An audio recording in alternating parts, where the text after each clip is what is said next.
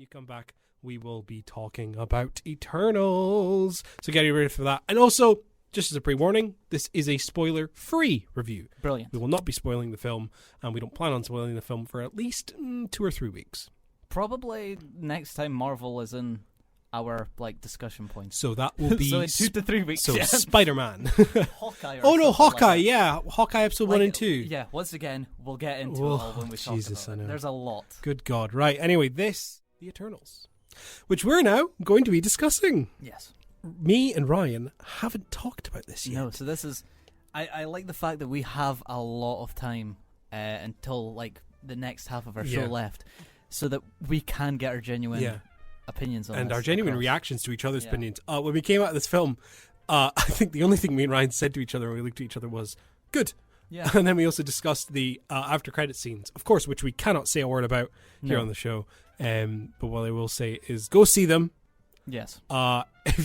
Even if you don't think the Eternals will interest you, go see it simply for the end credit scenes, because both of them are pretty shocking and fun. Mm-hmm. And I will say this. Yes. The end credit scene. I've had problems with end credit scenes in Marvel films recently. You have. You hate the Far From Home one. We'll say Far From Home, because Far From Home's credit scenes put too much emphasis on where that goes as a story. I think it's not a tease. It's literally both of them are changes in storylines. It's too much. These are much better. Much better. These are teases to other things. Same with what Shang-Chi had. Yes, teases. Yeah, they're both teases to stuff. That's what you want out of an after credit scene, is to tease. And these ones, oh boy, do they tease! Because I love the idea that people walked out at the end of Spider-Man: Far From Home. Not knowing the after credit scenes, and then when they go see the next one, they're like, "Wait, hold on a minute. When did that happen?" Yeah, when did that happen? Yeah. Yeah, agreed. Completely agreed. But the Eternals. I'll get the usual spiel. Hang on, I got you my paper. I got my paper. Directed by Chloe Zhao, Oscar-winning director of Nomadland. Yes. A visually stunning film that was very unique in a kind of documentary. It's like a pseudo-documentary film type thing in which Frances McDormand both plays a character but also interacts with real-life people who have their own stories. Also on Disney Plus. Brilliant. Go watch it. Also on Disney Plus. Go watch it. It is worth a watch. But the cast. I asked Ryan outside of the studio, could he name me all 10 for the Eternals? He tried. I think I got 6 You or got 7. 6. You got 6. And then I had to tell the other 4. Yeah. I tried this with myself the other day. I got full 10. I'm not joking you. Yeah. I'm not joking you. You have Gemma Chan in her second MCU appearance. Can you tell me her first? Captain Marvel. Well done. Yes. Well done. She was blue in that film. Yeah, I couldn't remember her character name in that, but I remember. She was a blue Kree warrior who fought alongside Carol Danvers in the opening sequence of Captain Marvel. She is playing Cersei. I guess her power is matter manipulation, isn't it? She can change matter. Yes. So she can touch a water and turn it into a stone, or vice versa, kind of thing. Water into wine. You've got the Scottish legend himself. I believe it's Paisley's from. Oh. Paisley, born and bred. Richard Madden as Icarus. Oh. Not a Scottish character, really. No, not a Scottish character. He just has a Scottish accent, which is nice to hear in a film every once in a while. Yeah. It's not an unbearable one. It's a pretty good Scottish accent because he is Scottish. I'm telling you, right, say this with a staunch record of heterosexuality, Richard Madden is a very sexy man. Fair. Ryan? Yeah, I agree with me. I agree. You agree. I agree. I am appreciative of all these superhero films this year giving me so many hunky boys. Yeah, very true. Suicide Squad. Exactly. Squad had a trio. Shang-Chi had Simu Liu. Oh my! I mean, Eternals is if we were to rename Eternals, it's just beautiful people. The movie. These Marvel. I don't know what Marvel's putting into their films. Everyone is gorgeous. Yeah. I don't know what it is, but everybody is beautiful. There's not an ugly character here. Icarus can fly and shoot lasers out of his eyes. That's his power. You have Angelina Jolie as Thena. Yes. In her MCU debut. Very cool to see. She has powers to create weapons out of energy. Yeah. So like spears or swords or like small daggers and knives or a shield or whatever. You have Salma Hayek as Ajak, leader of the Eternals. She has healing powers. Yeah, there we go. Healing Healing abilities. Because I was trying to figure it out myself and I nearly forgot. You have everyone's favorite Uber driver, Kamal Nanjiani. Oh, yep. Of course. I love him. As Kingo, who may be our favorite character from the film. I think we can gauge that already. Oh, he's amazing. He is amazing. He can shoot energy fireballs, blasts, like fireballs from his hands. He's just he must play Dulcim in Street Fighter. Good reference. Thank you. Leah McHugh plays Sprite. Now, I don't recognize Leah from anything. No. I didn't actually even check if I saw her from anything, but I didn't recognize her as an We'll have a look actor. to see if she's if this is Please her first do. She plays Sprite, who is able to create illusions and kind of, I guess like fireworks or whatever. It's interesting. You have to see. She has been in a few things before, but this is most certainly her biggest one. Perfect. The other big one she had was one called Songbird that came out. It was that it was the COVID thriller that was released on Amazon. With I think it was produced by Michael Bay. Nope. Anyway, Brian Tyree Henry plays Fastos, who's able to manipulate technology. You have Lauren Ridloff, who plays Makari, who is a deaf actor. She is hard of hearing, and so uses sign language throughout the film to communicate. Fantastic deaf representation within film. And her herself, Lauren Ridloff, is an absolute sweetheart. I saw a very, very nice red carpet clip of her being interviewed and her asking the interviewer a question because she couldn't ask the question. She was like, I don't know, what about you? And it seemed very sweet. Yes. And she plays Makari, who is a speedster. She can run fast. And you also have, is it Barry Keoghan? Barry Keoghan, Irish actor who plays Druig, who's able to manipulate minds. And then finally you have Don Lee as Gilgamesh, of course, is just strong and can punch hard. And then also on the cast list, who isn't an Eternal, you have Kit Harington, who, when watching the film, appears to just be a name for a name. Yeah. And has maybe 2 scenes, 3. Not most. a lot of scenes. Not a lot of screen time. I did really like him in this film, though. I will say that. He was good. And I'm looking forward to seeing if he appears in anything else. Yes. I just winked at Ryan. But he plays Dane Whitman, who, if you're a comics fan and were around when the film was being cast, they said he was playing the Black Knight. In this film, he is just a normal dude. He is just Dane Whitman. I actually saw a picture not that long ago of him, I think it was the premiere, taking a picture with a fan dressed up as the Black Knight. And I was just like... No, that's pretty cool. That's pretty cool. So Dane Whitman he plays. He's just kind of there. He has like 3 scenes, but he's a fun addition, and he... it's Kit Harington. How can you go wrong? And that is the cast. That's the cast. So you understand why this film is near 3 hours long. This film is big. It's a big film. Right, Eternals.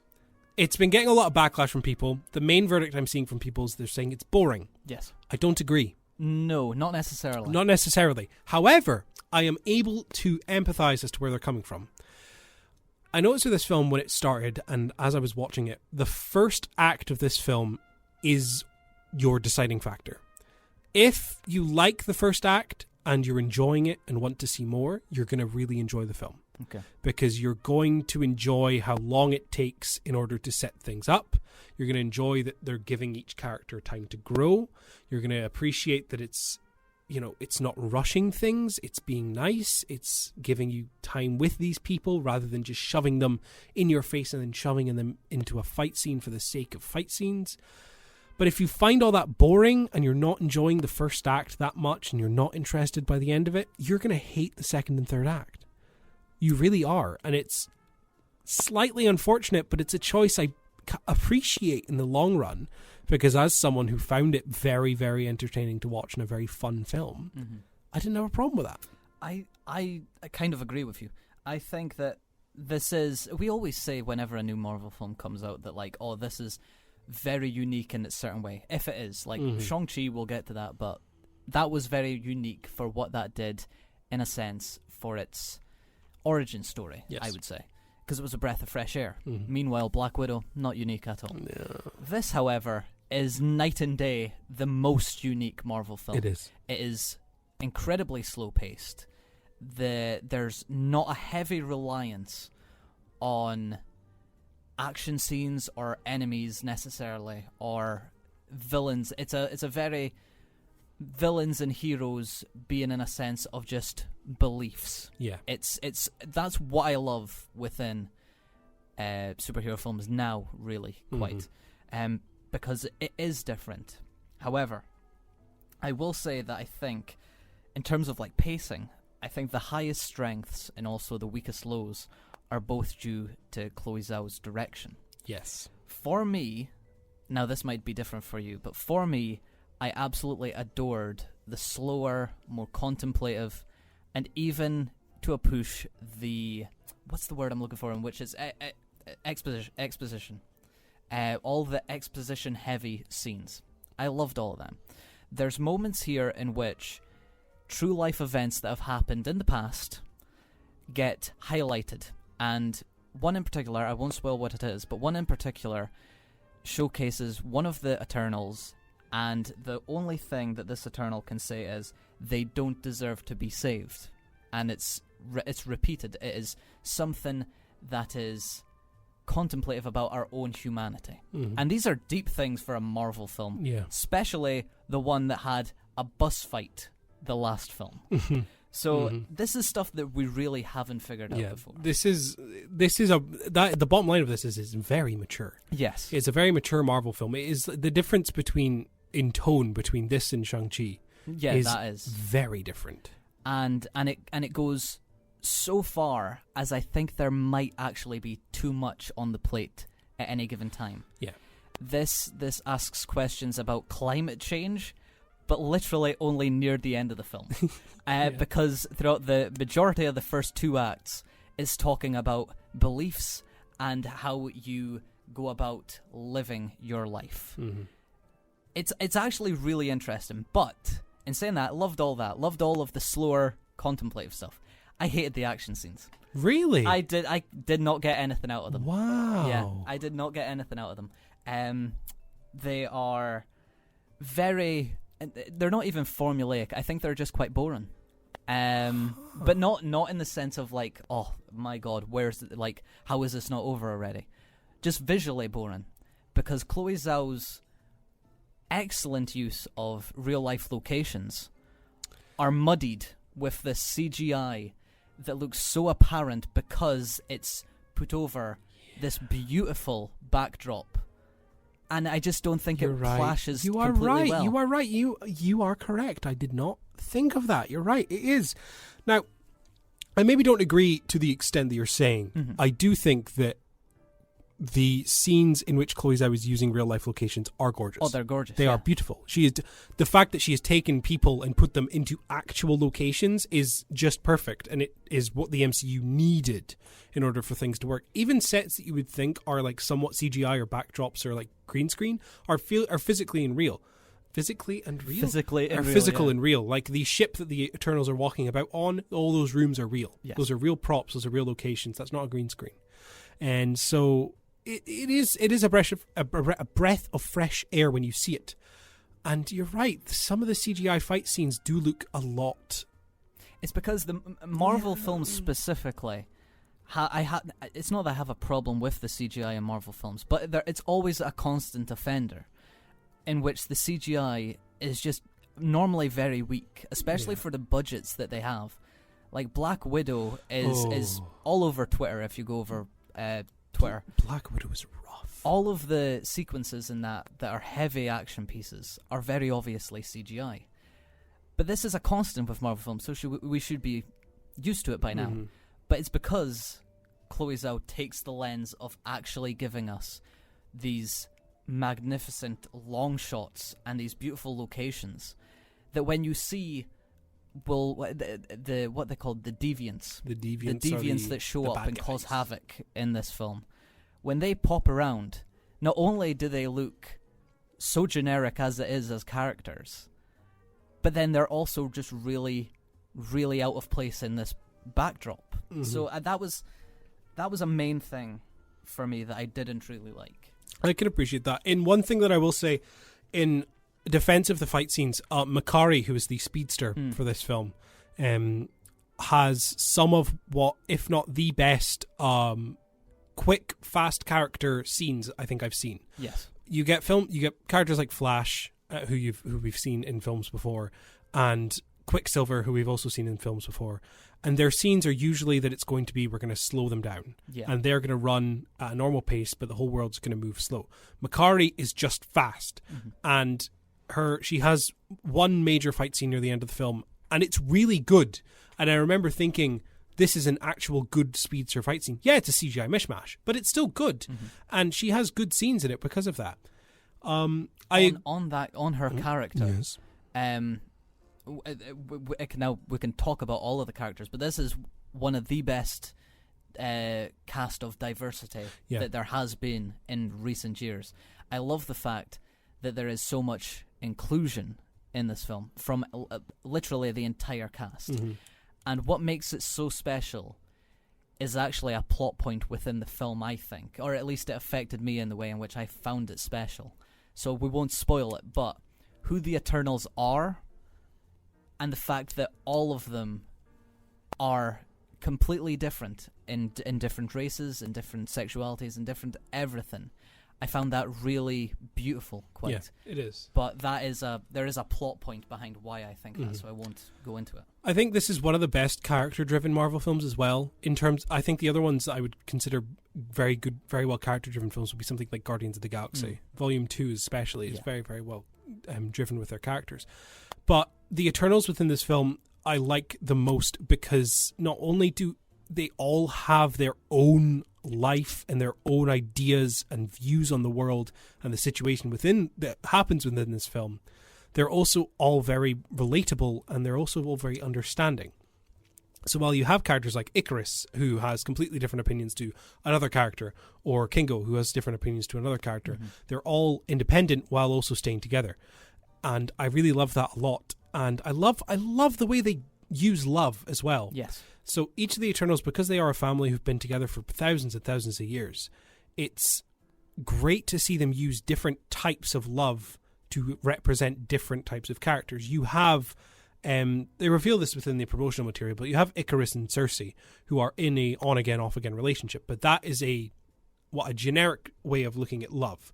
But characters like Thena and Gilgamesh have more of a platonic kind of love for each other in which they love and care about each other, but it's not in any way sexual and it's not in any way romantic. It's just platonic friendship. You have characters like Makari and Droog, who are young love, who are kind of flirty with each other but aren't really saying anything, and everyone's like, oh, how did this happen?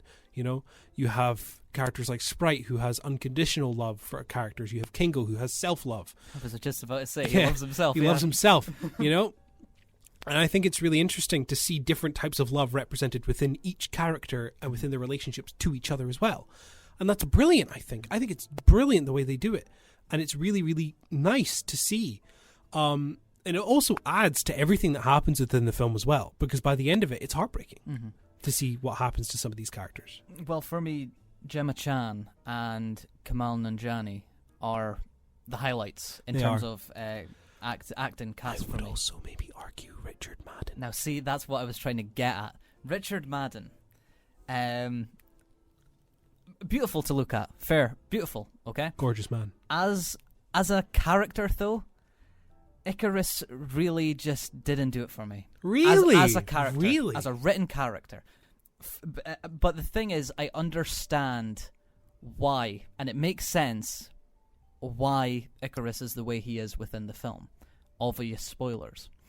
However, for the majority of this film, while watching it, all I could get out of him was, I don't want to say he's Superman because he is Icarus. He is a different character. But imagine Superman, but without the alter ego of Clark. Yeah. I found him very, set in his ways, while every other Eternal actually has personal growth from the amount of time they've spent on Earth. Kingo is a Bollywood star. That's not a spoiler, it's in promotional material. But he's a Bollywood actor who has learnt self-love from the years, and that shows. He's humorous, he's fun. Gemma Chan is in a semi-relationship with Kit Harington's character at the very beginning. Dane Whitman. And that shows character development as well, and there's more love there, as you were saying. However, Icarus, to me, from the very beginning just like struck me as a character that really did nothing with his life after his mission in italics was done. You're right. And there doesn't feel like there's a lot of characterization behind him other than his drive for perfection, in a sense. Mm-hmm. And like I said, that makes sense in the actual story. Yeah. But as a character, he was weak for me. I do also think that the trope, I guess you could say, of Superman-type character who is kind of weird and stern and everyone's a bit like, what's up with you, is kind of being a little drawn out currently. Homelander from The Boys comes to mind. Omni-Man from Invincible comes to mind. Both Amazon series you should check out. Both great. But with them, I guess the real drive behind them is the fact of how ruthless they are from the very outset. Yes, they are. That is true. And their inner turmoil. Yes, it's... Icarus doesn't really feel like he has an inner turmoil. No, he doesn't. You're right. Well, I guess if you look at the plot of the film and what it's trying to say, then maybe. But I see where you're coming from with this, and I do agree in some regards. So, yeah. But I still think Icarus was good, and I thought his arc was good as well. I do think that Richard Madden is a standout, and maybe I agree that he isn't as good as I think he should have been, and he could have had more, but Icarus was still a standout and a character I remember more than most. Yes, he does have his moments. I will say Richard Madden has like one face that he uses throughout the film, and it's a nice face, and I like to look at it, but maybe not. But all the other characters are really memorable. Like you said, Kingo, Gilgamesh is really memorable as well. Druig is kind of creepy, but in a good way. Yeah. Angelina Jolie playing Thena is good as well. I like the way that they've done her character, very stern, very stoic. Salma Hayek and Angelina Jolie are like, because they're such big names, from the get-go I thought that they were going to spend a lot of time in this movie taking over from the lesser known talents, let's say. Yeah. But I love the fact that their characters are characters you would never expect them to play. They're very against type in this film, and that really surprised me, and I loved that fact. Yeah. It's good. It's good. The film's good. I recommend people go see it. I think it's good. I don't think people should be listening to everyone who's saying it's not good. I do think I make your own judgment. The normal Marvel problems still remain. Oh, of course. And I think... you go. In saying that, however, my usual rule of if the Marvel film's villain is hero but different color, I automatically deduct a point. However, this film doesn't have that. Fantastic. A breath of fresh air to have a villain who isn't hero but different color. Yeah. I love that. I mean, I'll get into hero but different color much more later on. But it's very, very refreshing to have that. But I do think the Marvel problems, like the very poor CGI, the over reliance on a world destruction event. I would have loved this film if the actual thrill behind the conclusion, let's say, was something very inner instead of, yet again we've got to decide Save if we're the doing world. this. Yes. Yeah. If it was more like, well, I believe in this and you believe in that, and then there's an inner turmoil, that would have been much more stronger for what the film was. But then Marvel, they want to go big and beyond with every single end. They do. And it's not like I hate what they do as well, because I still enjoy it's not even world building, it's universe building of the Celestials, who, again, promotional material, they're in there, but seeing and learning about the Celestials more is super good. Because the only thing we've ever had about Celestial previous within the MCU was Nowhere, a location within the Guardians films. So, but this is Chloe Zhao's film, and she is felt, and if it was just more there, it would have been brilliant. Yeah, it would have been good. Right, final recommendation: go see Eternals. Make up your own mind. We both think it's a good film.